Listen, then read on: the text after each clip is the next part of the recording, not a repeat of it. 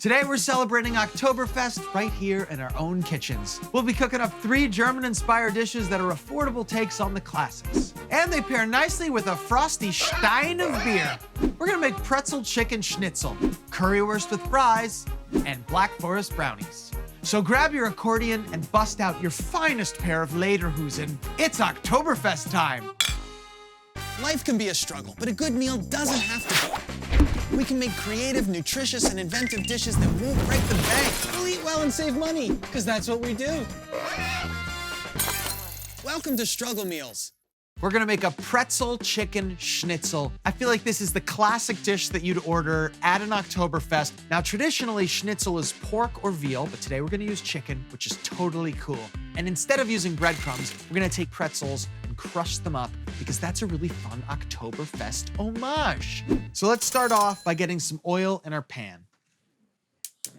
We're gonna take some pretzels. Normally a schnitzel would use breadcrumbs as the outer layer to get that crispy, golden, fantastic crust. Why not grab the snack version of pretzel, which is extra crispy, crush that up by hand, and make that the breading? It makes perfect sense to me.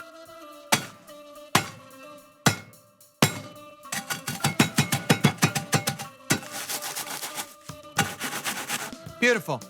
We've got our homemade pretzel breadcrumb for our chicken schnitzel. Now, we're gonna put some flour out. When we've got the raw chicken, we're gonna give it a kiss with the flour to really dehydrate the outside, but also to create glue that the egg can stick to. So we're gonna crack a couple eggs. When I think of the #1 condiment that goes on pretzels, it's mustard. To the package drawer, we've got some mustard here. Not only are we adding flavor to our eggy glue, but it's really like poetry, don't you think? Pretzels and mustard go together like pretzels and Oktoberfest.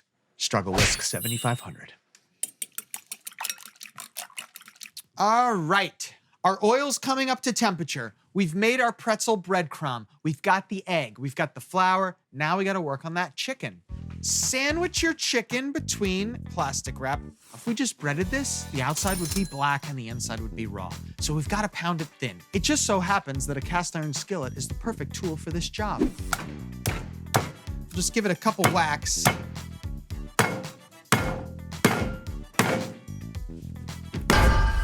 This is looking great.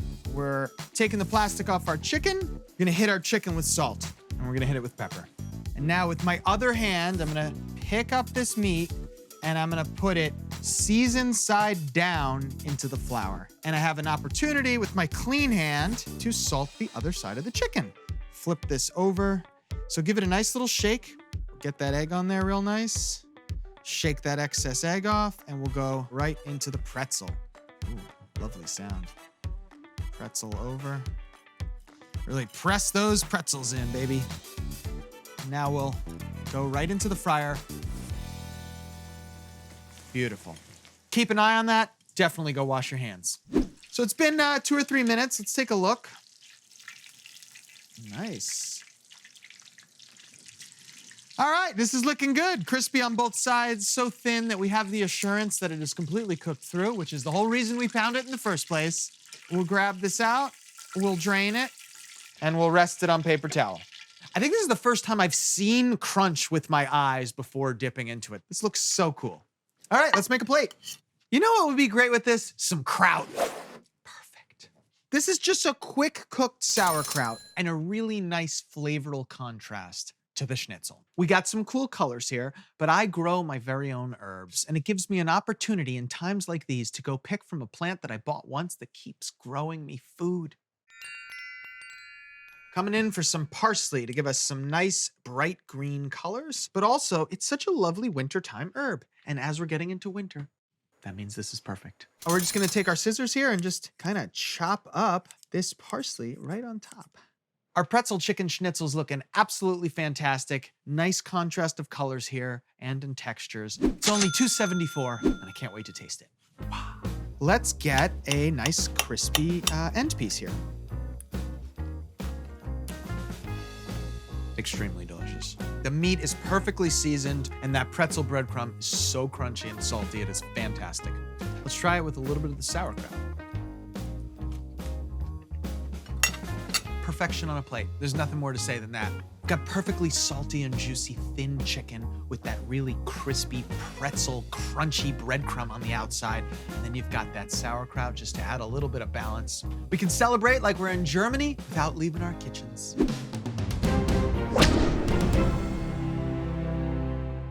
Let's talk about mustard. It brings zing and brightness, and each has its own unique flavor. Here are the mustards topping the list for today's most popular varieties. Yellow mustard is the brightly colored mustard. It's your classic backyard grilling condiment. It's blended with turmeric, and that's what gives it its bright yellow color. Tangy, versatile, and mellow, it's perfect for sauces, dressings, and marinades. And it's great with brats. Pardon me, do you have any Dijon? But of course. This pale variety from France is smooth and creamy, and it's made with white wine instead of vinegar. It has an acidic flavor which is perfect for cutting through rich ingredients, adding a little zip. Also great with brats. Spicy brown, potentially a 1970s movie character, but definitely a delicious mustard. This is called deli style because it's most often found in, you guessed it, delis. It uses less vinegar and a coarser grind of mustard seed to yield a spicier finish. Great with brats. Whole grain mustard. The mustard seeds are whole. This creates a very sharp flavor. Popular in Europe, and it's on the rise in the US. It's great with charcuterie boards and great with brats. And that's all you need to catch up on the various styles of mustard. Another Oktoberfest recipe coming up next. Don't go anywhere. Here's a classic dish you'd order at Oktoberfest, currywurst and fries. It is smoky bratwurst, it is crispy French fries, and it all comes together with a delicious curry ketchup. First thing we have to do is work on our potatoes. You want to julienne them since we don't have a potato slicer. And then what you can do is you take 3 of them at a time, and now we'll get our French fry cuts. So I'm going pretty thin with my French fries. I like them thin because thin means more surface area. More surface area means more exposure to hot oil, which means a crispier fry. We're throwing our potatoes into water here. Potatoes are loaded with starch, and the starch that's inside of the potatoes prevent them from getting crispy, unless you remove said starch. While those potatoes soak in the water, let's work on our curry ketchup. So we've got an onion. We're gonna come down through the poles, cut off the Arctic Circle. We're gonna do a nice medium dice. I don't have to be too precise. Great. Let's get some fire on our saucier pan. Who's excited about Oktoberfest? We are.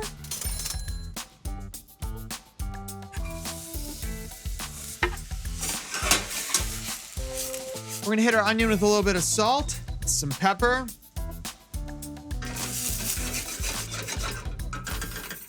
So I've got 2 cloves of garlic here. They're wearing t-shirts. I'm just gonna put my knife over the top and smash it down, and that's gonna make the t-shirt come off. If I take the garlic and I just now rub it between my hands, all that paper pretty much disintegrates right off.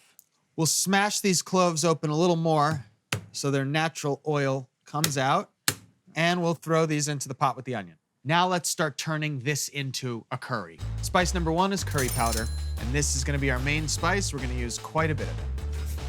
So stirring the spice around here, I want it to see that warm oil. It should become aromatic. All the little oils inside the ground spice should wake up. All right, with the curry powder, we're gonna add paprika, coriander powder, and cumin. We'll mix this around real good. And that's it. Curry ketchup is pretty easy to make, but if you are gonna screw it up, it's gonna be right here. It's these spices burning. Don't let it happen. Once the spices start browning a little bit like this, we could deglaze the pan with some apple cider vinegar. We're making our ketchup now. All right, so we'll mix that around. We'll scrape off any bits on the bottom. We're coming in with some Worcestershire sauce.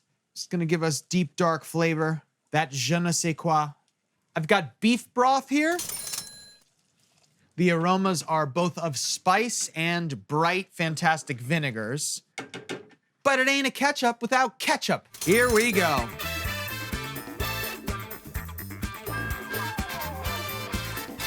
Effectively, we've made a fortified ketchup. That's what curry ketchup is. While this simmers, I'm gonna start frying my fries. So our potatoes have soaked. Now we gotta dry them off a little bit because water and oil do not like to play nice together. You can see the starchiness left behind in the water. That's exactly what we were hoping would happen. I've got some hot fry oil here. You wanna make sure that oil is hot. So take a single potato and dip it in, and it should sizzle. So let's add some potatoes in, a little bit at a time.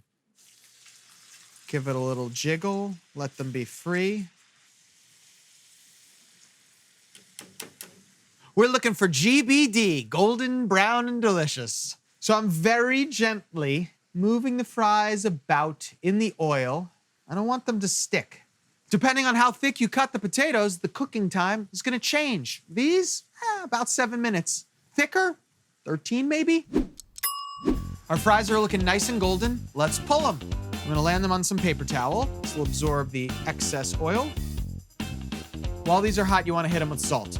One would argue this might be the most important step in French fry making. The curry ketchup has reduced down to a nice thick ketchup-y consistency. Now we're gonna blend it until it's smooth. Flame off, immersion blender in.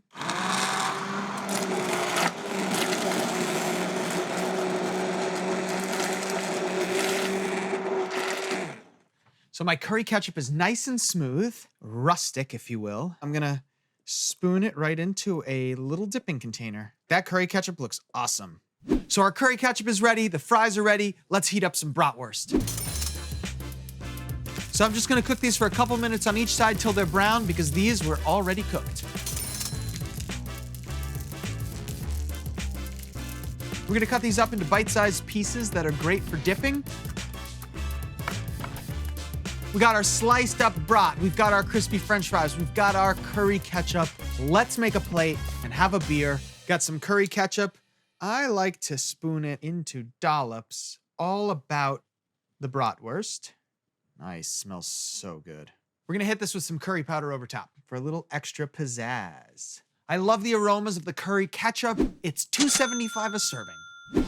Time to dig in. It's gonna be a good bite. It's so good. The curry ketchup is so tangy and spicy. It's like ketchup on steroids, and it pairs perfectly with that bratwurst.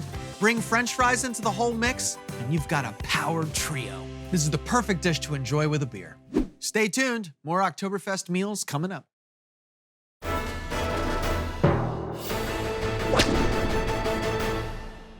It's time for a struggle challenge. Let's see what you got for me today. Looking for dessert ideas to serve my guests at my Oktoberfest-themed party this weekend. Ideally not cakes or pies because they feel like too much work. Can you help me think of something easier that'll fit the bill? Well, after all, that's what I'm here for. Let's see what you got in your fridge. Kaboom! Yay! Apples! All right, we got a lot of apples here. Or as the Germans say, Apfel. This makes sense because apple is an autumn fruit. This is when it's most delicious and most affordable. But also, I can think of all kinds of delicious desserts that involve apples. So I think we need to head over to the pantry and see what other ingredients we have, but I've already got a couple of ideas in my head. So we've got eggs, I see butter, I see milk. I mean, these are fundamental essentials to any baked good or fried good or fritter. Oh, I see beer too. Ooh, piggy heifer. I don't often drink beer, but when I do, I drink pig beer.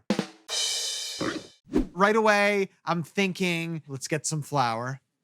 Sugar, ooh, powdered sugar, very nice. Baking powder. I could make a pie. I could make a strudel. I could make a streusel. I could make poached apples. But all of those require a lot of work, and we're trying to do something that's a lot easier. So, I think I've got a good idea. We should make a really wet batter and then put cubed apples in it, and that way we make apple fritters. Wet batter means the whole thing is done in a single bowl, which means there's no kneading, which means the mess is contained. Deep fry, hit it with either powdered sugar or cinnamon sugar or a combo of both. I like it. Apple fritters. Let's get started. And apple fritters are a pretty traditional German treat, but they cut them in rounds usually, and that's a lot easier to do when you've got a core. Or we're just gonna use chunks of apple. It'll be fine.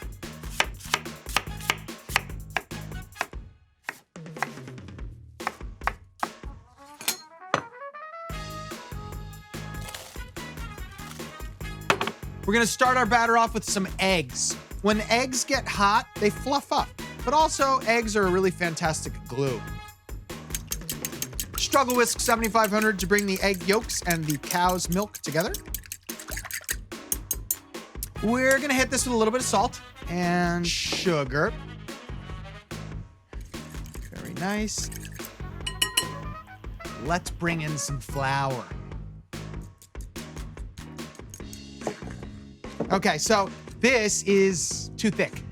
Given that it is Oktoberfest, I think we should add a little bit of beer. Because beer has carbon dioxide in it, the egg will then solidify and you have these beautiful air pockets. Ooh. At this point, I think I'm gonna add my apples into the batter. Get some oil into our batter, emulsify that in. All right, we'll bring that together. I got a batter that is thick enough that things hold together, but loose enough that I didn't have to knead it. And what I'm gonna do is take some apples like this, and we're just gonna throw it in here. Let it fry. They'll hold as little nuggets there. So I think this is about the size we want. These are frying beautifully. They're holding their shape very nicely. I'm flipping these fritters over because the beer has made them so light and fluffy that half of the fritter is out of the fry oil. All right, these look great. They're really golden brown on multiple sides. Yes. I think we hit them with a little bit of powdered sugar right now. Best way to do that is with a little strainer, kind of like that, and you just give it the old tappy tap. Our challenge was to make a dessert that doesn't make a big mess and uses a whole lot of apples. Visually, these look very appetizing. Each is unique in its own way. I give it a 10 on looks. Let's try it. It smells like apple pie.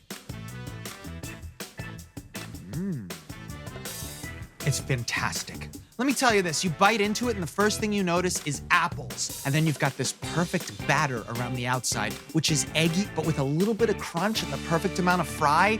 This is a 10 on flavor, which means we have a perfect score and this challenge was crushed. So if you're looking for a dessert that doesn't require a whole lot of work and is perfect for Oktoberfest, this is it right here. Thank you very much for this challenge. I've got a new dish.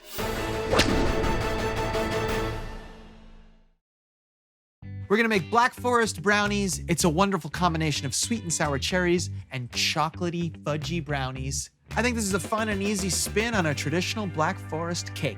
So we're gonna start off with a whole bunch of cherries. These are frozen cherries that have been pitted and defrosted. Just a little bit of sugar will macerate these cherries. Let's start working on our brownies. So basically what we've got here is a pot with a small amount of water. We've got a heat-proof bowl on top, and the bottom of this bowl is being evenly and perfectly heated by the steam evaporating in the pan. You can't burn your chocolate if you do a setup like this. Let's get some butter into our bain-marie / double boiler. Got some semi-sweet chocolate here. The smaller they are, the faster they'll melt. We'll give this a little stir. You can already see the chocolate melting. And never will this chocolate burn to the bottom. And that's what's beautiful. We're gonna now mix a whole bunch of ingredients in here, including eggs. Eggs cook when they're really hot, so we need to sort of like temper the chocolate down. So I think we should put all the other ingredients first. Let's start with the sugars. I've got some light brown sugar, white sugar going in, fair bit of it. Beautiful. Traditionally, Black Forest cake has liqueur in it. I'm gonna leave that out because it makes it more affordable, and we're gonna use some vanilla extract instead. So that's about as smooth as I'm gonna get it. Now I feel comfortable cracking raw eggs into this, knowing that they won't scramble. Struggle whisk 7500. I want homogeny of yolk and white and chocolate. It's time to get our dry ingredients in. We've got cocoa powder here, make it extra chocolatey, some flour, and some kosher salt. I love a dessert that takes place completely in a bowl. Once this comes together, and we are basically there now, we can add in our black cherries. And we're just gonna fold these in gently so that they're homogeneous throughout. Very nice. All right, here we go. Black Forest brownies are going in. I've got some parchment paper here so the whole thing comes out nice and easy. These brownies are gonna go in the oven for 30 minutes till they're cooked through. The brownies are out of the oven, so now they're cooling off and we're gonna work on our topping. So we got some fresh cream. We're gonna whip it with a real whisk. But if you have a stand mixer or an electric hand mixer, You should definitely use that. This is exhausting.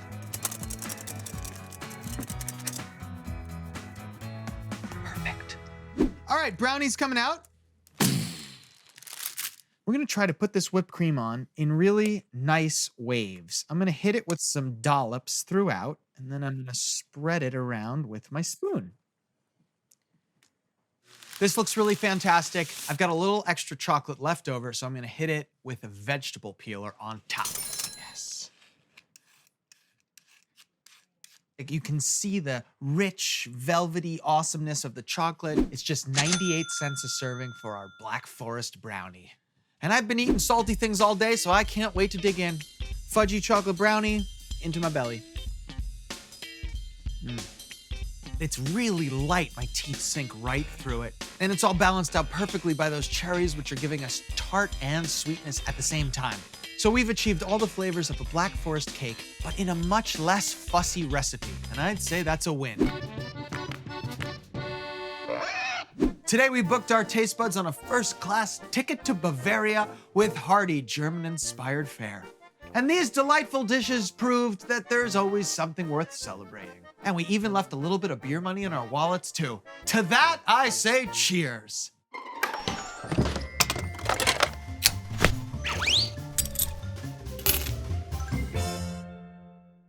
Welcome to Frankie's Corner, where I answer your quandaries.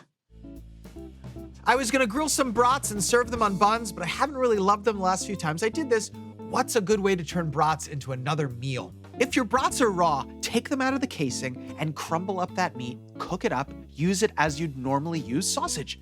Bratwursts are just another kind, pretty interchangeable. If they're already cooked, cut them up into little 1-inch medallions, fry them in the pan, a little bit of broccoli rabe, maybe some cabbage, definitely some breadcrumbs over pasta. Forget about it.